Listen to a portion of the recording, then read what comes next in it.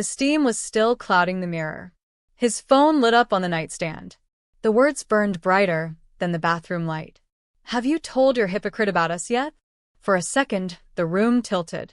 Not dramatically, quietly, dangerously, the way floors shift before you fall. "My name is Caroline Hale. I'm 37, a divorce attorney who spends her days dissecting other people's broken marriages, yet somehow believed mine was intact. I had built a life around calm logic, clean contracts, and the illusion that love could be kept safe if you were careful enough. My husband, Mark, was still in the shower, humming, unaware, wrapped in his own version of reality. I didn't scream. I didn't confront him. I didn't even wake him. I did something colder and more final. I packed. Slowly at first, toothbrush, charger, passport, the small leather journal I never let him read. Then faster, clothes, shoes, my work laptop, the necklace my mother had given me before she died. Every item felt like a question I no longer needed to ask. The house was too quiet except for the water running and my heart thudding in my ears. I paused once in the doorway, looking back at the life I had spent years polishing, framed photos, shared plants, the wedding picture still straight on the wall. None of it moved me. 30 minutes later, I was already driving when his name flashed across my screen. I answered. "Where are you?" he demanded, voice sharp with irritation, not guilt. I exhaled slowly, eyes fixed on the road ahead, and said the 4 words that made his phone slip from his hand. "I filed for divorce." He didn't say anything for a long time. I could hear the water still running behind him through the phone, a ridiculous, ordinary sound in the middle of something catastrophic. Then a thud, a curse, and his voice again, thinner now. "You what?" "I filed this morning," I said calmly. "Electronic submission. It's already in the system." Silence. Then breathing, fast, uneven. "That's not how marriage works, Caroline. You don't just leave over a text." I almost laughed. I pulled into a rest stop, cut the engine, and finally let myself feel something.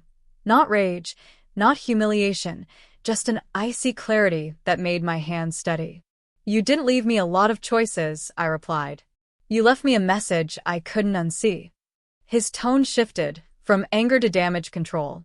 The voice I'd heard in courtrooms from panicked clients. "It's not what you think. She's just—" "Stop," I interrupted. "I don't need explanations you've already rehearsed." I could hear him moving through the house now, drawers opening, footsteps echoing, the shower finally shutting off. Panic sounds. Guilty sounds. "Come back," he said suddenly softer. "Let's talk. Please." I stared at my reflection in the rearview mirror.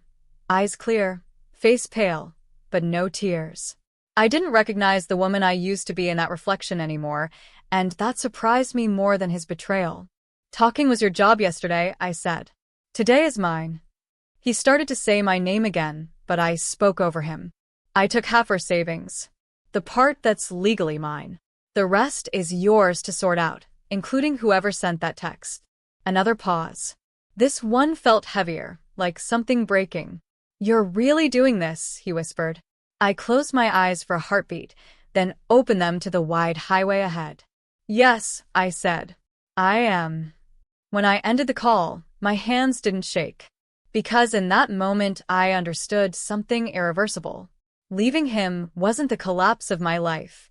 It was the first honest thing I'd done in years. I drove until the city thinned into open road, and the noise in my head finally softened. At a gas station, I sat with the engine off and stared at my hands on the steering wheel, steady, deliberate, unfamiliar. The woman who would have begged for answers, waited for apologies, or demanded explanations was gone. In her place sat someone colder, clearer, and far harder to manipulate. My phone buzzed again. Mark. Then again. And again. I didn't block him. I let him see the silence. Instead, I called my office. My paralegal answered on the first ring, already used to my precise, surgical tone in crises that weren't mine. I confirmed the filing. Asked her to serve him as soon as possible. Told her to freeze our joint accounts and prepare a financial statement. No emotion. No drama. Just facts. When I hung up, I felt something shift, not relief, not victory, but control. That's when his texts began to arrive. You're overreacting. This is a misunderstanding. Think about everything we built. I read them once. Then I locked my screen. Because I had spent years thinking about what we built. A life polished on the surface and rotten underneath. A marriage that looked stable only because I had done all the stabilizing. I checked into a small hotel near the highway, chose a room with plain white sheets and a window that looked out onto nothing special. In the quiet, I finally allowed myself to breathe. Then came the memory, not the text, but all the smaller betrayals that suddenly rearranged themselves into a pattern I could no longer ignore. Late nights, unexplained absences, vague excuses, laughter I wasn't meant to hear. I poured myself a glass of water and sat on the edge of the bed, letting the truth settle. I wasn't acting out of impulse. I was acting out of recognition. An hour later, my phone rang again. Mark, calmer now, smoother, like a man trying to win a case he had already lost. I answered. Caroline, he said carefully, we can fix this. I looked at the empty room around me and felt something iron-hard lock into place. No, I replied quietly. You had years to fix this. I had one moment to decide. And I had already decided. He came to the hotel that night. I didn't invite him. I didn't stop him either. Curiosity, not fear, held the door open. He stood in the narrow hallway like a man who had rehearsed every apology and discarded them all at the last second. His hair was still damp from the shower he'd taken hours too late, his shirt wrinkled, his confidence clearly misplaced. Let me explain, he said, stepping inside without permission. I didn't sit. I leaned against the desk, arms loose at my sides, not defensive, not aggressive, just untouchable. You don't get to explain what you already revealed, I replied calmly. He ran a hand over his face. It wasn't serious. Just messages. Nothing physical. I almost smiled, not kindly. That's your defense? I asked. That you only betrayed me emotionally? He flinched. Then came the script. Confusion, minimization, blame wrapped in charm. You're a lawyer, he said. You know how these things get blown out of proportion. I watched him carefully, seeing not my husband, but a stranger who had been comfortable inside my life far too long. You're right, I said. I am a lawyer, which is why I know exactly what you've exposed yourself to. His posture shifted, not with remorse, but with fear. He sat on the edge of the bed, suddenly small. We can rebuild. We can go to counseling. I shook my head slowly. I don't want repair, I said. I want separation. Clean. Final. Silence stretched between us, thick, unbearable, honest. Then he tried what he always did when logic failed. Emotion. Do you even love me anymore? I met his eyes without hesitation. I loved the man I thought you were, I said.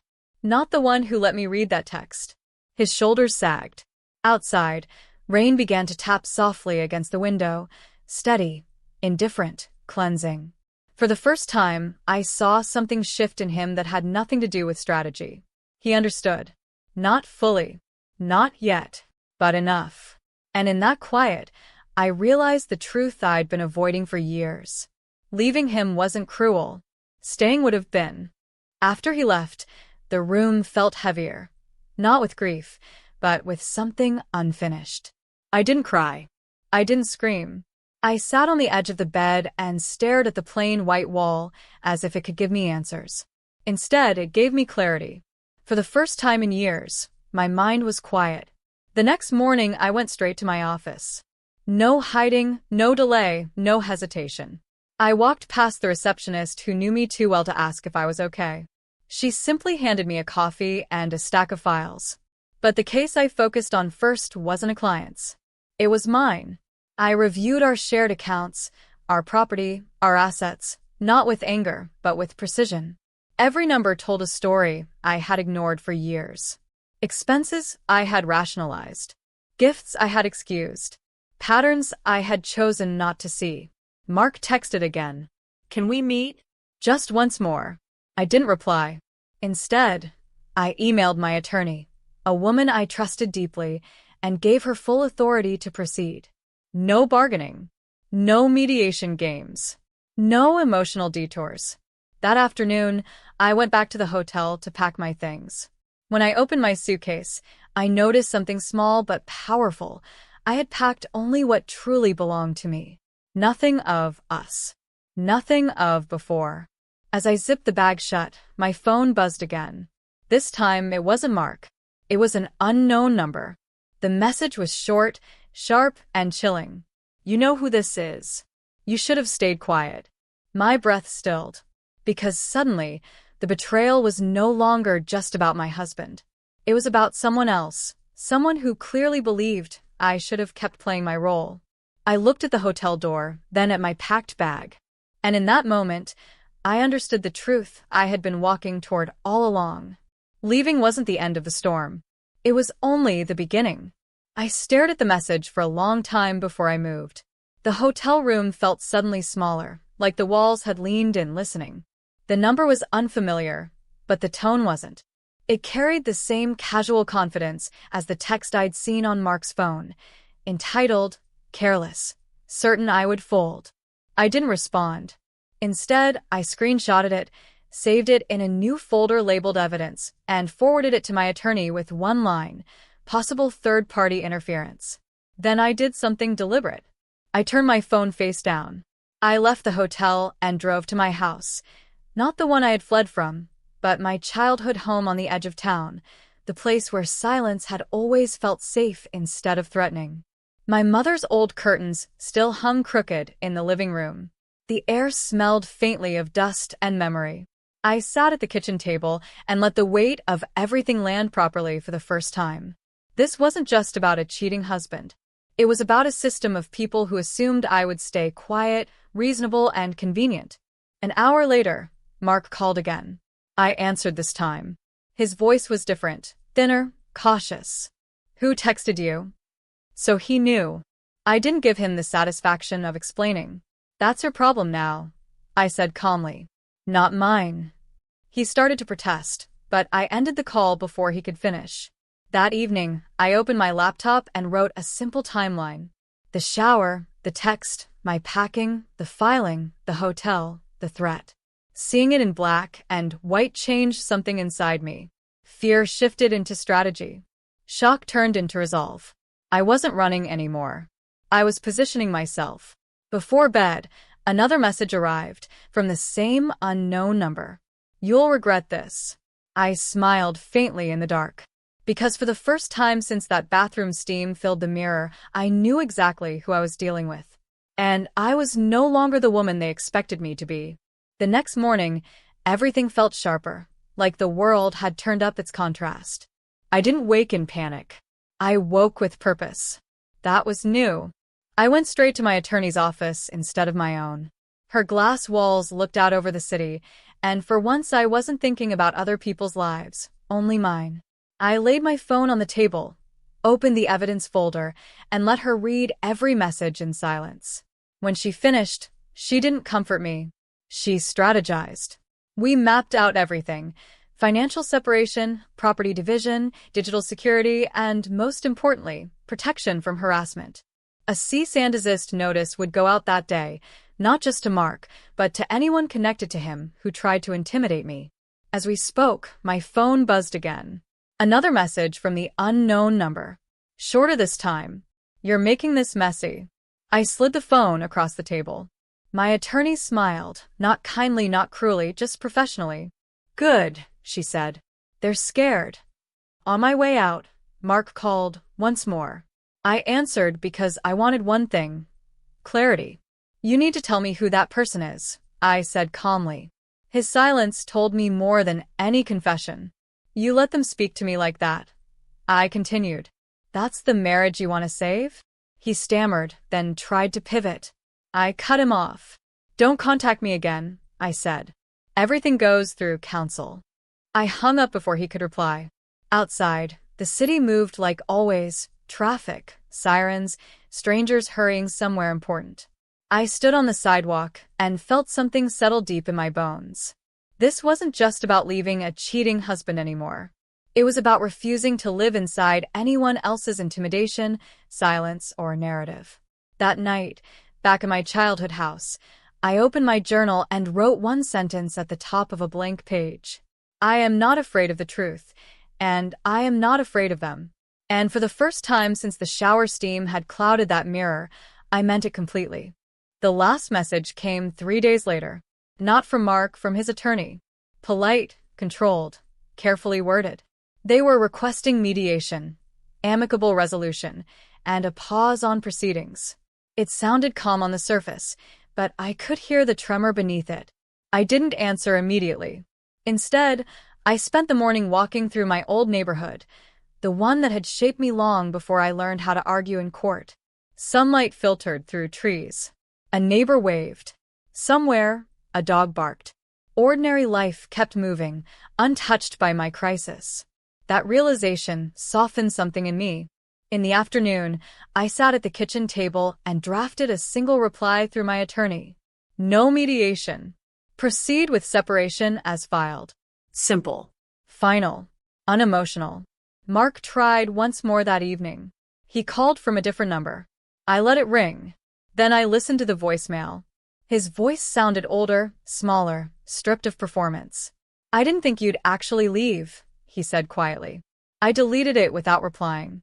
Later that night, I returned to the house we once shared. Not to reconcile, to collect the last of my things with a neutral witness present. The place looked the same. It felt completely different. In the bedroom, I paused for a moment in front of the mirror that had been clouded with steam when everything began. My reflection was steady. Clear. Present. I didn't look broken. I looked free. On my way out, I placed my wedding ring in a small ceramic dish on the hall table, not in anger, not in grief, but in quiet completion. Outside, the sky was deep indigo, the kind of night that feels like a beginning rather than an ending. As I drove away, I understood the truth I had been walking toward from the first text. Leaving wasn't about punishment or pride.